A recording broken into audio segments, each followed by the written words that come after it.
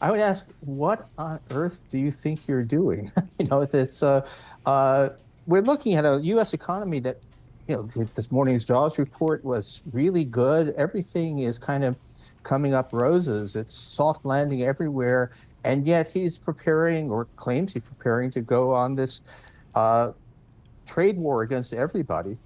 And the question really is, why? What is it? Why do you want to do something so disruptive when you're inheriting an economy that is really looking pretty good? I'm looking, Paul Krugman, it's something you taught with a piece of chalk at Princeton and at City College. The basic idea here is a tariff chart, which is the microeconomics and dynamics. We talked to Richard Clarida the other day about the deadweight loss of tariffs. For our listeners, the magnitude of tariffs, does it matter? Or is there just simply a deadweight loss to each American citizen? Oh, no, the magnitude. I mean, one of the things that you learn from studying the economics of tariffs is that tariffs at low rates do very, very little harm. We had an average tariff of something like 2 to 3%. We do at the moment coming into this. Right. That, if you ask, how much difference would it make if we got that down to zero? The answer is basically invisible. But if you go from 5% to 25%, which is what Trump's talking about for everybody, and 60% for China, then it's, roughly speaking, we think that the losses are go up roughly as the square of the tariff rate. So with Trump talking not about a modest increase in tariffs, not about tariffs on a few products, but across the board trade war, Smoot-Hawley tariff levels, that starts to become a really, really big deal. Paul, I've been and folks, the textbook on this is Krugman Opsfeld. It's all, again, you throw Ken Rogoff in as well, but Krugman Opsfeld, there's some adult textbooks out there of what Krugman invented for us in international economics. Paul, I've always defended you by saying the Venn diagram of Krugman economics and John Taylor economics at Stanford is pretty tight. Can Kevin Hassett advise this president towards some form of tariff moderation or sanity? Kevin Hassett has a history of basically saying whatever. I mean, he's been a loyalist and a courtier. I would be really shocked if he goes to, tariffs appears to be a real Trump obsession, and I'd be shocked if Hassett or actually anybody stood up to Trump and said, "Mr. President, you're thinking about this all wrong." I've been writing. For listeners, I'm retired from the Times, but not from life, and I'm writing almost every day on my Substack. Your Substack? He needs to make a buck on this. That's what it is, Paul. Well, it's free at the moment. How do they still see your writing as you've exited the Times? paulkrugman.substack.com. There you go. Or just Google Krugman Substack and you'll find it. And look, I'm free to. It's a newsletter / blog, and I'm in. And what I wrote the other day was we're seeing a continual dynamic where people who claim to be close to Trump but remain anonymous tell newspaper writers, "Hey, he's not really as crazy as he sounds," and then Trump immediately reacts with a Truth Social post saying, "Yes, I am." So it does look like we're really talking about in tariffs on a scale that we really have not seen.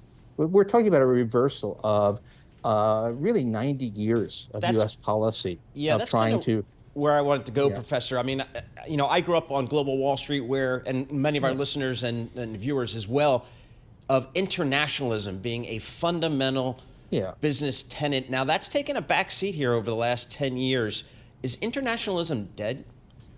Well, probably in the form it was, yeah. I mean, a lot of this was U.S. hegemony, and we thought that a more prosperous, peaceful world was in our interest. What was good for the world was good for America, and we thought that freer trade was good for America, and we led the way. We built a world trading system kind of in U.S.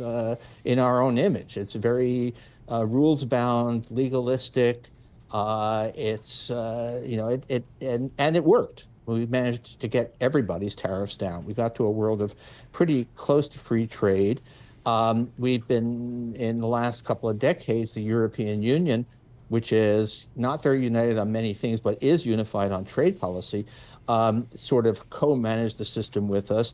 Now we've gotten much more nationalistic, and even Biden was pursuing, for I think pretty good reasons, some pretty seriously nationalistic policies. Right. Specifically on technology and China. But so the age of full-on more globalism is good. That's behind us. Yep. That really died about a decade ago. But there's a big difference between saying, okay, we're going to be much more selective about this and maybe even be protectionist here and there, and saying, Smoot-Hawley had the right idea, which is basically what Trump is saying. Right. So, Professor, today's a big jobs day here on a global Wall Street, showing again the strength of the U.S. labor market. That calls into question another one of the president-elect's policies, which is about immigration and what to do with the migrants that are already here. From an economic perspective, how would you advise the president on thinking about immigration policy? I mean, immigration has been one of the great strengths of the U.S. economy. Whatever else you may think about it, it's not actually a source of crime or any of the things that he says, but the immigration has been a tremendous safety valve. It's helped to contain inflation, and the immigrants, particularly, if I might say, undocumented immigrants, they're not evenly spread across the U.S. economy. They're a really critical part of the labor force in some particular sectors. If you're worried about agriculture or meat packing or construction, those are all sectors where we have an aging. The native-born population is aging. The working age native-born population is shrinking because we've had low fertility for a really long time. So that without immigration, we would be we would be Japan. And from an economic point of view, this is a tremendous self-own. Paul Krugman with us. We are thrilled that he's with us here with CUNY, CUNY's Stone Center on Social Economic Inequality, among others, and affiliated also with the LSE, I should say, and of course years at Princeton as well. I talked to him about his first paper once at Yale, which was on Star Trek. This is a few years ago. Is that right? Okay. Yeah, just after Ricardo. But the answer is the laureate Paul Krugman with us. Thank you for the huge response to Professor Krugman with us this morning. Paul, I've said this before, but I guess there can be a tour of duty when you win a second Nobel Prize. You deserve a second Nobel Prize for your persistent discussion of wages and monopsony in America. Folks, monopsony, the model, is a rubber plantation in Malaysia where the rubber plantation sets the price because they have power over all the farmers and the rubber trees and the manufacturing process. Professor Krugman, how is monopsony in America affecting our listeners and our viewers on YouTube? Oh, gosh. I mean, in a way, what it's telling you, I mean, the main monopsony issue on wages is that it's okay to raise the minimum wage. I mean, this is where we really started to take it seriously when you first had the work by Card and Kruger, now replicated by many people, which says that local minimum wage increases don't actually reduce employment. Econ 101, unless I have to say, even in my own textbook, we do talk through how a minimum wage can reduce employment, but it doesn't actually seem to happen in the United States. Now, that's because minimum wages are low in the United States, and if you set the minimum wage at $40 an hour, even I would accept that would have some employment consequences. But so that's the main place where it hurts. Although if you are a small supplier or something trying to peddle your stuff on Amazon, the fact, that you've got a giant Bezos-sized monopsonist certainly affects your business. I mean, it's very interesting to see Paul Krugman and the conservatives listening.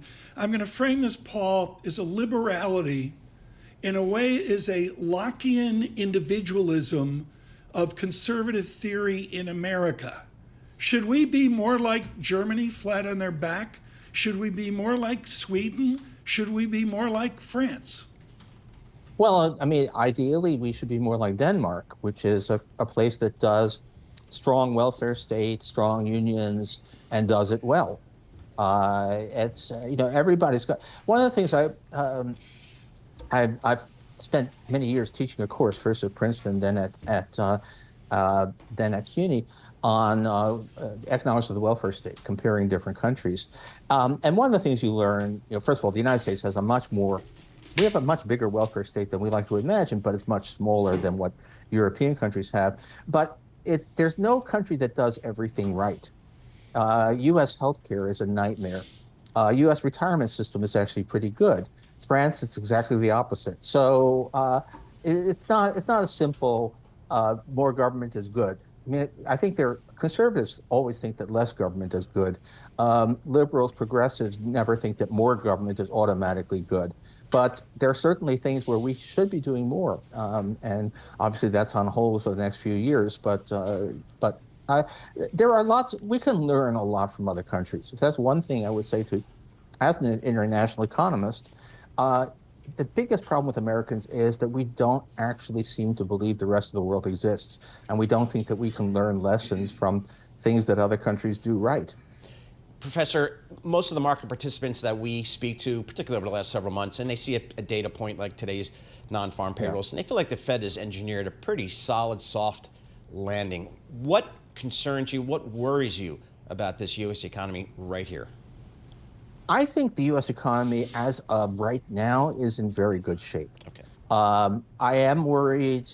I've been around a while, and the whole AI furor and all of the money being thrown at that technology gives me definite 1999 vibes. The sense that we may be having, even if the technology does do a lot of good stuff, and there's some indications that it will, the valuations look awfully high, and you can very easily imagine a kind of 2000, 2001 type. But the biggest concerns are policy. I mean, if you actually believe that Trump is going to do what he promised in the campaign with these massive tariffs, mass deportations, and let's not forget, taking away a lot of the Federal Reserve's independence, it's not at all hard to see us gratuitously. I mean, we're in good shape right now, but we could very easily have a gratuitous outbreak of stagflation in America, and it will be entirely coming top down from the White House. Very quickly here, Professor Krugman. Paul, we got to do this or Krugman won't come back. The Substack this morning, the real threat of fake numbers. Paul Krugman, are you suggesting the president and his administration will cook the books? I think that's a very high possibility. If you believe what I'm saying about inflation is actually going to go up substantially. And do you really imagine that Trump will just sit there and not say these are fake numbers, it's fake news, and put pressure on the Bureau of Labor Statistics to produce better numbers? Yeah. I mean, we've seen populist regimes do that all over the world. Why imagine that it won't happen here? And I know that people who've had long careers at the Bureau of Labor Statistics are really worried about this. So I was just saying, flag this. This is something to watch.